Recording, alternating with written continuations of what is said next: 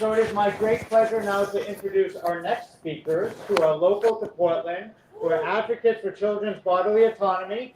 Let's give a big round of applause to Alliana Arshad and T.T. Perry.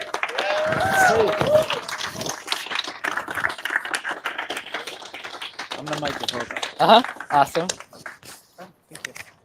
Just speak into the mic. Hello, everyone. I am Alliana Arshad. I am a stereotypical Midwesterner. I scare city folk by smiling and saying hi and waving.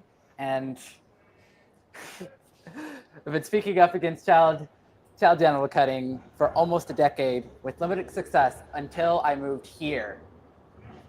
Portland, Oregon really became my home because we also talk to neighbors here and we know them. We know that they are exceptionally diverse, and I believe we're proud to fight for human rights because we know that. Many people assume that I was not affected by childhood genital cutting, but childhood genital cutting, including circumcision, affects more than just boys and men. Intersex people, as a demographic, are people born with or who develop sex traits or characteristics that land outside the expected binary. We are subjected to childhood genital cutting because society tries to define us by the gender binary in the same way the society subjects their ideas of masculinity onto cis parasex boys and men. Parasex being not intersex. Genital cutting is often talked about in the categories of male, female, and intersex, but those categories are not distinct in reality. People inherently defy those arbitrary boundaries. Because of this, many of the children assigned male at birth and subjected to penile circumcision or other childhood genital cutting are transgender, intersex, and otherwise gender diverse. I am intersex, yet I was subjected to penile circumcision.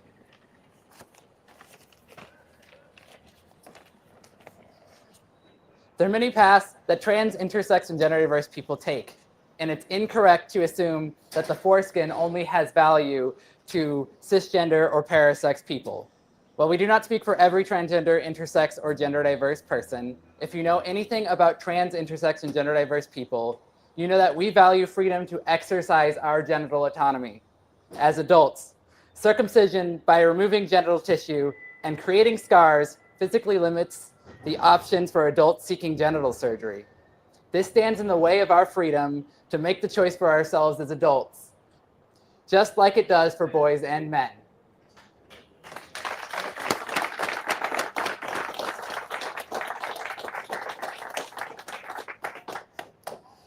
We are working with the intactivist movement for our shared freedom. I'm transgender, yet I was subjected to penile circumcision.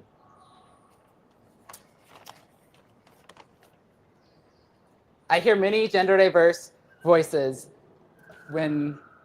diverse voices in general as well, when supporting people through the Genital Autonomy Collective, which I founded in 2022. One of the only organizations focused on intersectional genital autonomy. Intersectionality is the idea that identities such as race, sex, and gender intersect in unique and compounding ways. The classic example of that is of a woman of color. I experienced racism different from a South Asian man, and I experienced womanhood and sexism different from a white woman.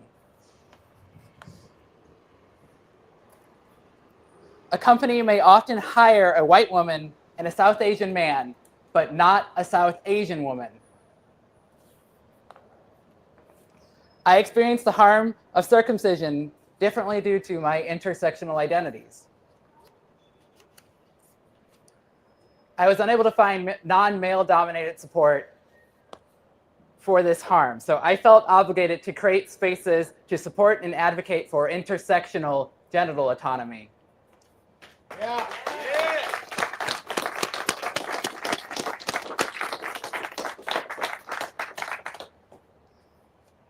I am a woman, yet I was subjected to penile circumcision. And this here is our lovely T.T. Perry, much smarter than me, our academic liaison and science communicator at the Genital Autonomy Collective.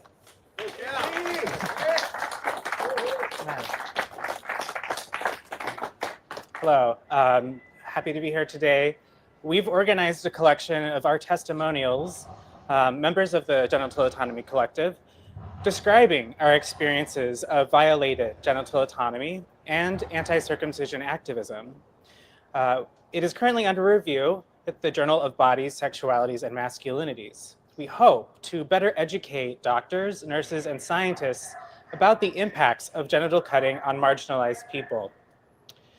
Beyond integrity, we also support adults making choices for themselves, such as non-surgical foreskin restoration, which can help with gender-affirming care options, and potentially be gender-affirming in itself for people with penises, but also as well as people with vulvas, such as trans-masculine people.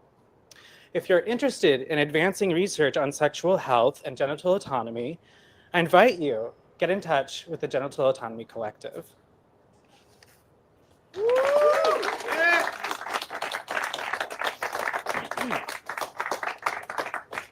As a Portland-based organization, the Genital Autonomy Collective hope to serve as a liaison between the diverse intersectional community of Oregon and the broader genital autonomy movement, including Intact Global. And I wanted to give a few thank yous to my 73-year-old mother for coming to terms with the harms of circumcision. People of any generation can learn that we have caused harm and want to do better. Yeah. So hi.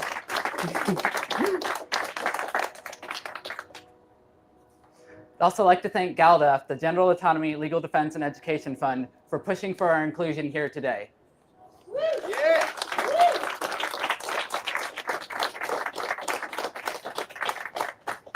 And again, of course, Intact Global for recognizing Oregon as a place full of people willing to fight for human rights. Yeah!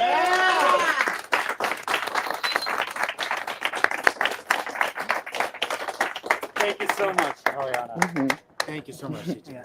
Great job. I'm gonna take these from you.